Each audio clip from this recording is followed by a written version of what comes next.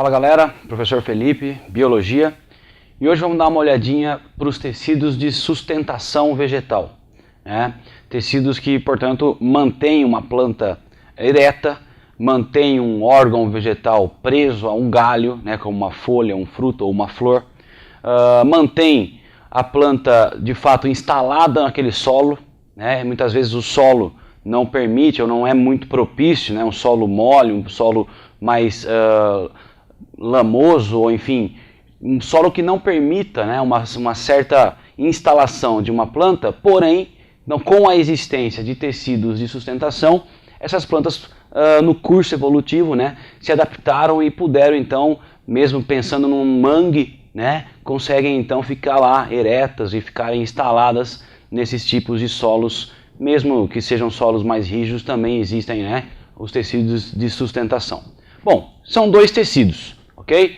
O colênquima e o esclerênquima, tecidos que têm um nome, né, um nominho mais feio, né, um nominho pouco conhecido, porém são tecidos realmente muito importantes e presentes, né, em plantas de modo geral. A diferença crucial desses dois tecidos é exatamente na função, né, na verdade na presença de células vivas ou na presença de células mortas. A função é a mesma, sustentar, mas o colênquima é formado por células vivas. Se essas células são vivas, elas inclusive contêm ainda cloroplastos, muitas vezes, e portanto elas são chamadas de células clorofiladas. Veja que apesar de fazer sustentação, né, apesar de ser um tecido sustentador, o colênquima também tem a função de nutrir, né, as células do vegetal. As suas próprias células produzem o próprio alimento, pois são células clorofiladas e fazem fotossíntese. Já as células do esclerênquima são células mortas e, portanto, obviamente, né, essas células não vão apresentar citoplasma, não vão apresentar cloroplastos, muito menos, então, clorofila, e jamais poderão fazer fotossíntese. Dizemos que o esclerênquima, então, é um tecido exclusivo para a sustentação, enquanto que o colênquima, além de sustentar, né, também tem a função fotossintética presente aí em suas células.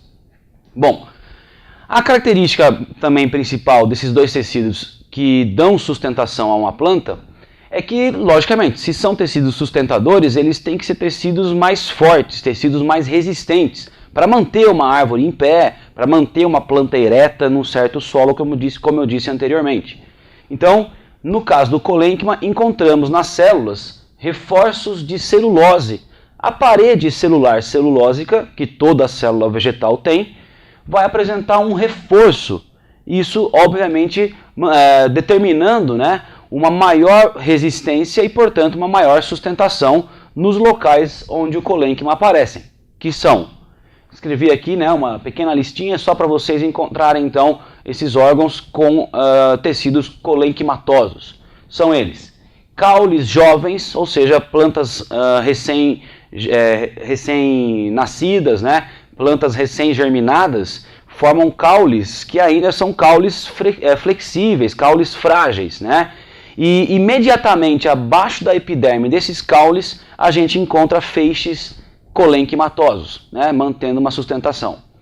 Pecíolos de folhas, pedúnculos de flores e frutos, tanto o pecíolo da folha quanto o pedúnculo da flor e do fruto a gente conhece, né, como aquele cabinho que segura a folha ou o fruto ou a flor preso ao galho.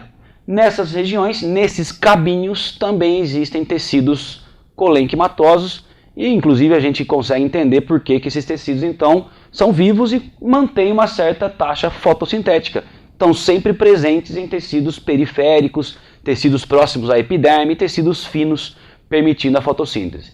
Então essas regiões que encontramos o colênquima.